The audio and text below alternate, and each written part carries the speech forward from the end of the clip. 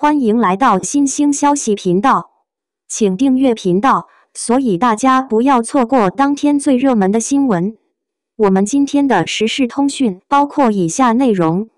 馮紹峰、趙麗穎深夜急送兒子就醫，當親情穿透離異標籤，公眾該如何看待父母之愛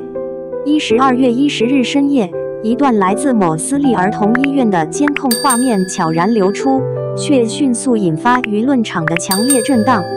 畫面中，身着米色衛衣、神情緊繃的趙麗穎懷抱年幼的兒子，疾步穿過醫院通道，直奔停車場。不遠處，馮紹峰停下腳步，目送車輛離去，直到消失在夜色中。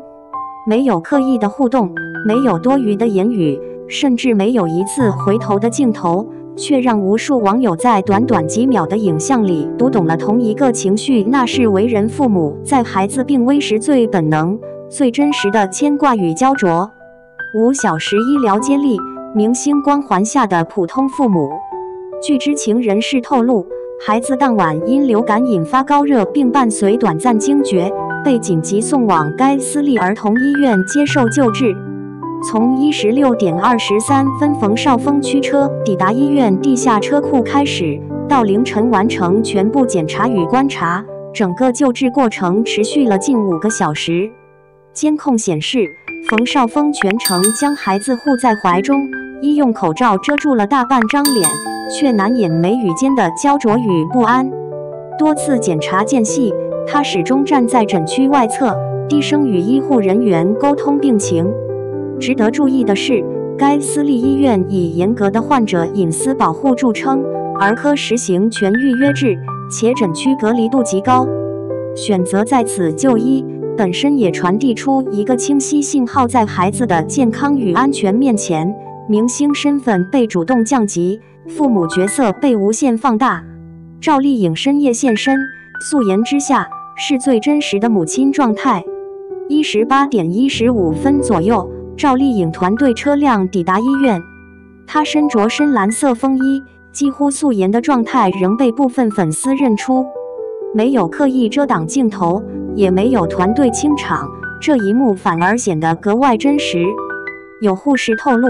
在隨後的檢查過程中，孩子在父母交替安撫下完成了血常規、腦電圖等多項檢測。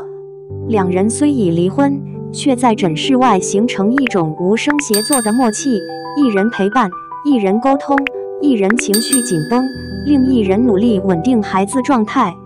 這一刻，他們不再是娛樂新聞中被反覆解讀的前夫妻，而只是兩個被病情牽動神經的普通父母。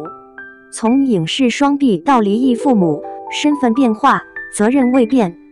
回溯兩人的人生軌跡，馮紹峰與趙麗穎的結合曾被視為娛樂圈的現實童話。馮紹峰出身上海知識分子家庭，自幼接受系統藝術與國際化教育；趙麗穎則是從河北農村一路打拼而來的收視女王，憑借《花千骨》等作品站上頂流之位。截然不同的成長背景，使他們在婚姻與育兒理念上呈現出鮮明差異。馮紹峰更偏向國際化、規則化教育，趙麗穎則堅持傳統家訓與情感陪伴。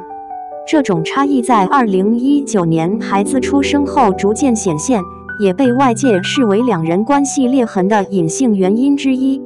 然而，婚姻關係的結束並未終止他們對孩子的責任。輿情分化，理解、質疑與反思並存。事件曝光後，輿論迅速分化。相關平台數據顯示，約62%的網友點讚二人離異不離則共同承擔父母責任，18%的聲音質疑是否存在刻意曝光、消費親情，另有20%的網友則明確表示擔憂過度關注是否正在侵害未成年人的隱私權。這種分歧並非偶然，而是當下公眾面對明星家庭議題時的典型心理投射。一方面，人們渴望看到正向樣本，希望相信即便婚姻破裂，親情仍可完整；另一方面，又對娛樂工業高度敏感，警惕任何可能的情感營銷。離異家庭共育的現實困境，明星反而成了少數派。某親子研究機構數據顯示，我國離異家庭中，僅約37%能夠長期維持穩定的共同育兒模式。而在明星群體中，由於工作強度、異地拍攝、輿論壓力等因素，這一比例更是下降至12%。對比之下，馮紹峰與趙麗穎的有限合作型共育模式顯得尤為突出。據統計，近3年內，兩人被拍到的11次親子互動中，有8次涉及醫療、教育等核心事務，明顯高於娛樂圈平均水平。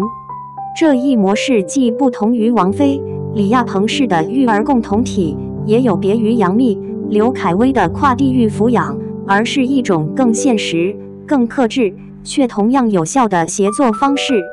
當監護權不再是非此即彼。中國家庭發展研究會2025年度報告指出，明星離異家庭的育兒實踐正在無形中重塑公眾對父母責任的認知。監護權不再是情感博弈的籌碼，而是一種可共享、可協作、可動態調整的責任結構。這種觀念的變化，或許比任何感人瞬間都更具社會價值。聚光燈之外，還有多少普通父母在默默堅持？當這場深夜急診被反覆討論時，或許我們更該將目光投向聚光燈之外。在無數普通家庭裡，也有父母在凌晨奔波，在走廊裡守候，在診室外無聲祈禱。他們沒有被拍下，沒有成為熱搜，卻同樣在為孩子傾盡全部。結語：這是一場溫情時刻，還是情感困境的折射？這場醫院裡的溫情瞬間，既是家庭關係進步的縮影，也折射出現代社會對親情表達的複雜心態。當愛被放大審視，當責任被反覆解構，我們或許更需要一種克制的善意，看見父母之愛，但不消費它；理解公眾關切，但不越界圍觀。在孩子成長的漫長旅程中，真正重要的從來不是外界的評價，而是那些在關鍵時刻始終站在身旁的身影。你如何看待馮紹峰與趙麗穎的共同育兒方式？這是值得肯定的家庭進步，還是被放大的情緒樣本？歡迎在評論區分享你的理性觀點。